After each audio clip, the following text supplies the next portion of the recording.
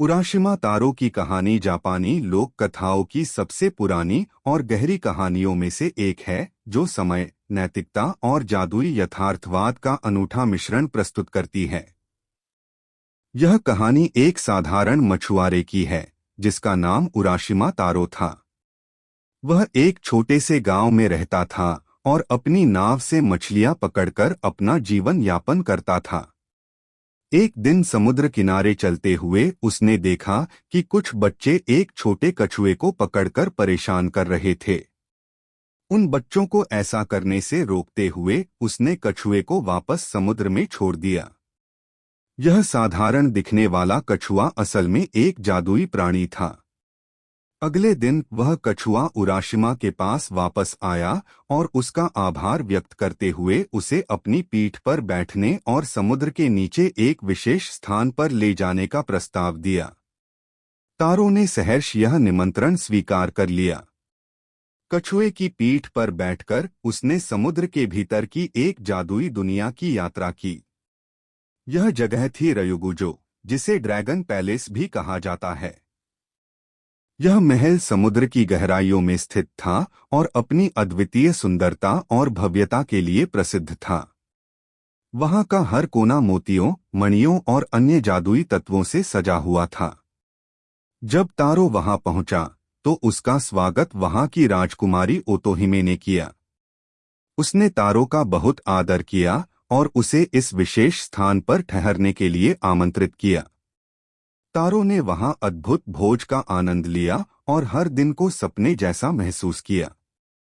समय के साथ तारो को अपने गांव और अपने परिवार की याद आने लगी।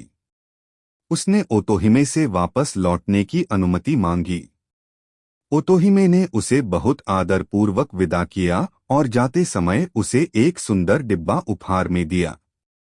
उसने तारो से कहा कि यह डिब्बा एक विशेष वस्तु है और इसे कभी भी नहीं खोलना चाहिए।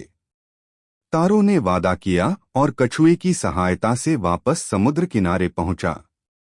जैसे ही तारो अपने गांव पहुंचा, उसने देखा कि सब कुछ बदल चुका था। जो स्थान उसे जाना पहचाना लगता था, वह अब अजनबी और अपरिचित लगने लगा। उसने अपने परिवार और मित्रों को खोजने की कोशिश की, लेकिन कोई भी उसे नहीं मिला। उसने राहगीरों से पूछा तो उसे पता चला कि वह सैकड़ों वर्षों के बाद वापस लौटा है। जो समय उसने समुद्र के भीतर रयुगुजो में बिताया था, वह धरती पर वर्षों में बदल चुका था।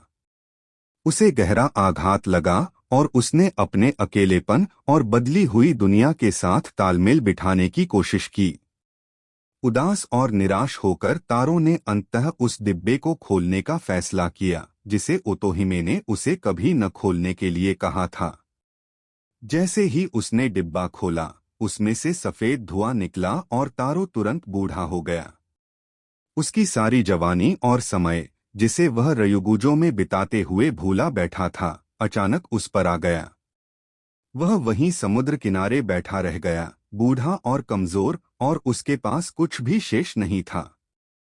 यह कहानी केवल एक जादुई यात्रा नहीं है, बल्कि गहरे दार्शनिक अर्थों से भरी हुई है। यह समय की अपरिवर्तनीय प्रकृति, जिज्ञासा के खतरों और हमारे किए गए चुनावों के परिणामों पर ध्यान केंद्रित करती है। उराशिमा तारो की कहानी हमें यह सिखाती है कि जीवन में संतुलन और वर्तमान की कद्र करना कितना महत्वपूर्ण है।